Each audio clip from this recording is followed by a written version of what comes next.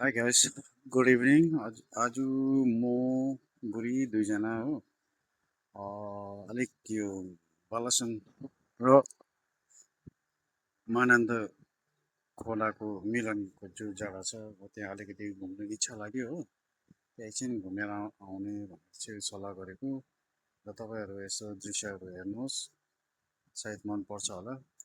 कस्तो लाग्छ चाहिँ अन्त साथी हो। अब यो हेर्नुहोस् है, यो चाहिँ तपाईँहरूको देसन हस्पिटलको साइडदेखि आएको म बागडोग्रा बाटो हुँदै हो। अब यो चाहिँ सबै नौका घाट भन्छ, यो एरियाको नाम चाहिँ नौका घाट भन्छ हो।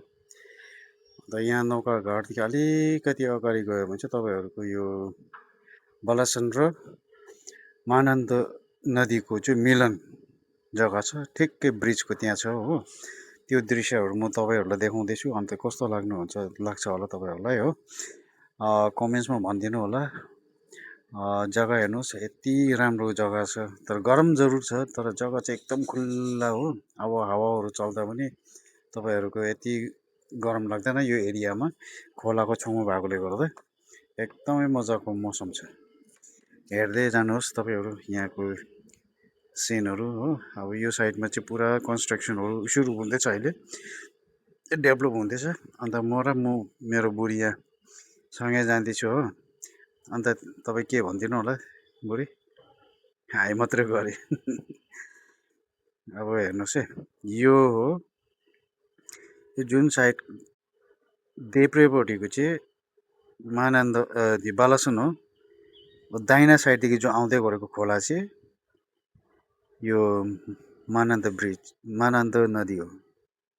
यो चाहिँ बालासन हो यतापट्टिको। एकछिन है,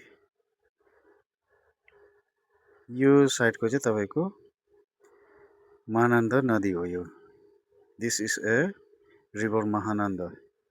यो दुईजनाको सङ्गम चाहिँ यहीँ हुन्छ है। अन्त यो जग्गाको चाहिँ बालुरघाट पनि भन्छ, नौका घाट पनि भन्छ। बालुरघाट चाहिँ किनकि अब यहाँदेखि चाहिँ प्राय बालुहरू चाहिँ यहाँदेखि ओसार्छ है। अन्त कन्स्ट्रक्सनहरू छ भने चाहिँ यहाँदेखि चाहिँ तपाईँहरूको बालुहरू चाहिँ यहाँदेखि लगेर जान्छ। बलुवाहरू एकदम राम्रो बलुवा पाउँछ। अन्त अब यो पछाडिपट्टिको दुईवटा नदीको सङ्गमको फेद चाहिँ यो साइडमा जान्छ। यो चाहिँ मिल्छ, त्यो भेट्छ यो टिस्टा रिभरसँग मिलेर चाहिँ समुद्र साइडमा चाहिँ अब बगेर जान्छ यो खोला चाहिँ। जग्गाहरू यस्तो राम्रो छ। ट्राफिक बेसी भएर तपाईँहरूलाई राम्रोसित देखाउनु पाएन हो, किनकि हामी चाहिँ टोटोमा छु। टोटोमा भएकोले गर्दा चाहिँ अलिकति असुविधा नै भयो। अन्त यहाँदेखि जस्तो पुल तारेर नआइगएपछि तपाईँहरूको चाहिँ यहाँ के भन्छ एनजेपी जाने बाटो चाहिँ भेटिन्छ है।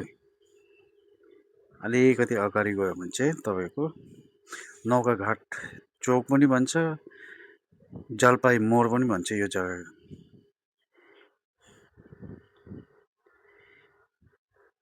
पुग्नु आँट्यो अब यो यहाँदेखि जो दाहिना साइडमा जो जाने बाटो छ त्यो चाहिँ जलपाइगुडी साइडमा जान्छ। अन्त यो साइडदेखि यो जो अहिले टोटो देख्दैछ, टोटो जाने बाटो जो छ हो त्यो चाहिँ यो ओरेन्ज कलरको जो टोटो जाँदैछ त्यो चाहिँ जलपाइगुडी साइडमा जान्छ है। जलपाइगुडी अरू इलाकामा पनि जान्छ। त्यहाँदेखि यता सिधा चाहिँ तपाईँहरूको एसएफ रोडहरू भयो। एसएफ रोड, त्यहाँदेखि एयरभ्यू मोड भएर महानन्द ब्रिज भएर चाहिँ जान्छ। र हामी चाहिँ प्लानिङ छ यो भिडियो बनाउनु चाहिँ महानन्द ब्रिजसम्मको मात्रै हो। अरूहरू तपाईँको चाहिँ अब यो दृश्य हेर्नुहोस्, यस्तो छ है। यहाँ यस्तो दृश्य भएको छ।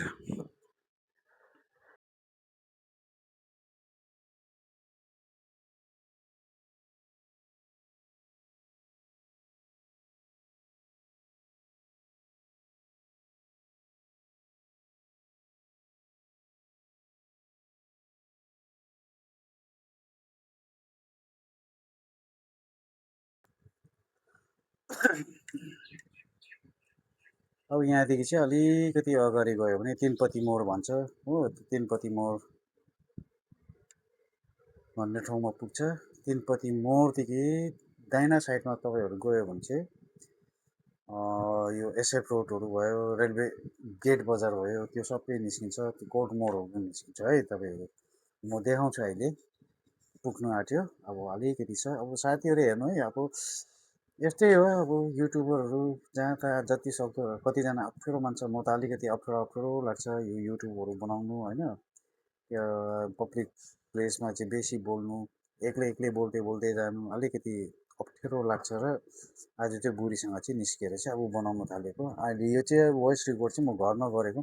हुन त मैले रियल भोइस रेकर्ड चाहिँ मैले पहिला गरेको थिएँ, तर माइकमा चाहिँ अलिकति स्विच अफ थियो। स्विच अफले गर्दा चाहिँ मैले रेकर्डिङ गरेँ।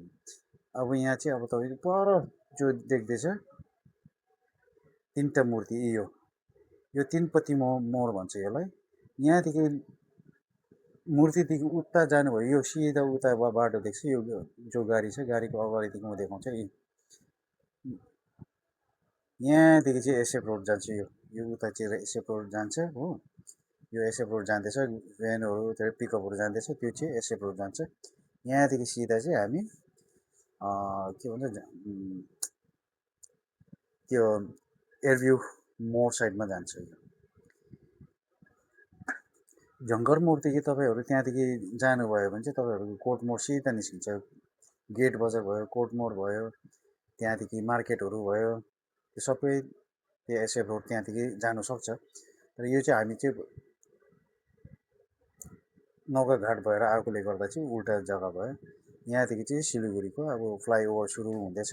यो चाहिँ अब अलिक महिनाको बादमा चाहिँ उद्घाटन गर्छ होला। अहिलेसम्म चाहिँ यो फ्लाइओभरदेखि गाडीहरू चलेको छैन। अब यहाँ सानो सानो मार्केटहरू थियो पहिला, मेन रोड तल हुँदा पुरा चल्दै थियो। अब यो फ्लाइओभर बनायो भने चाहिँ अलिकति बिजनेसमा चाहिँ यिनीहरूको प्रब्लम हुन्छ भन्दै अब यो अलिकति भिडियो चाहिँ हेरिदिनु होला, टिल एन्डसम्म हेरिदिनु होला। अल्छी लाग्छ तर के गर्ने, अब त्यही हो। तपाईँहरूको सपोर्ट छ भने चाहिँ म अझै राम्रो कन्टेन्टहरू बनाउन सक्छु होला। तपाईँहरूको सपोर्ट चाहियो। अन्त क्यामेरा त अब मेरो त भिभो Y31 चाहिँ चलाउँदैछु, त्यो कारण त्यो भिडियो क्वालिटीहरू अलिकति कमजोरी छ, आइफोनहरू जतिकै हुँदैन। तपाईँहरू माया गर्नुभयो भने त्यहाँदेखि पछि गोप्रो भयो, एक्सन क्यामेरा भयो, त्यता राम्रो राम्रो क्यामेराले चाहिँ स्टेबलाइजिङ मोड भएकोहरू क्यामेराहरू किन्नु सक्छु। तपाईँहरूले चाहिँ प्लिज सहायता गरिदिनु होला।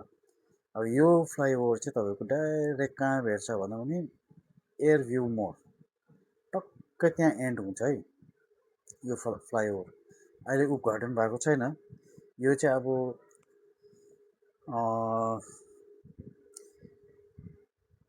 रेलवे क्रसिङ गेट भन्छ यसलाई।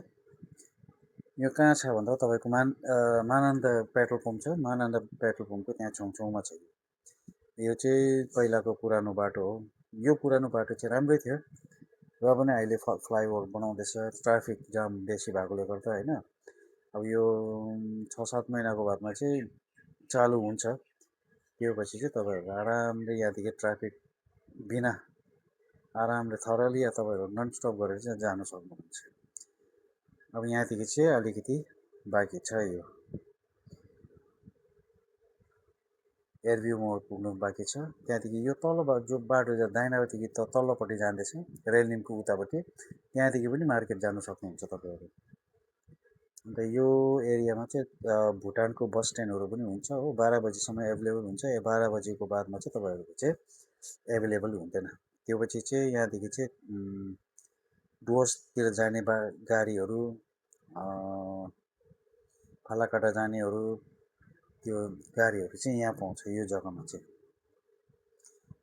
पुरा भिड हुन्छ दिनको टाइममा।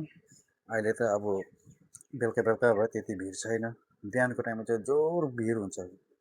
जलढका भयो, त्यहाँदेखि भुटान भयो, त्यहाँदेखि जयगाउँहरू भयो, त्यो जयगाउँ जाने बाटोहरू सबै यहाँदेखि जान्छ। प्रायः चाहिँ यहाँदेखि जान्छ। भुटानको बसहरू पनि आउँछ यहाँ कोही कोही बेला, कोही कोही बेला भन्दा त रेगुलरै आउँछ। दिनमा 2-3टा चाहिँ आउँछ। यो चाहिँ हो। अब हामी एयरभ्यू मोड पुग्नु आँट्यो है। अब जस्तो यो टक्कै फ्लाइओभर पुग्छ त्यस्तै हामी एयरभ्यू मोड पुग्छु।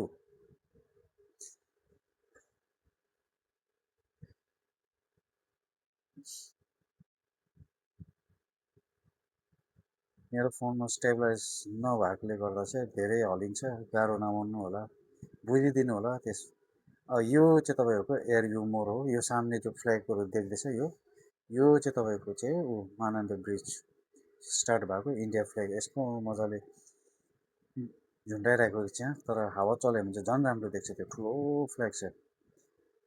यो चाहिँ तपाईँहरूको महानन्द ब्रिज एयर भ्यू मोडको चौक हो। यहाँ चाहिँ पुरा भिडभाड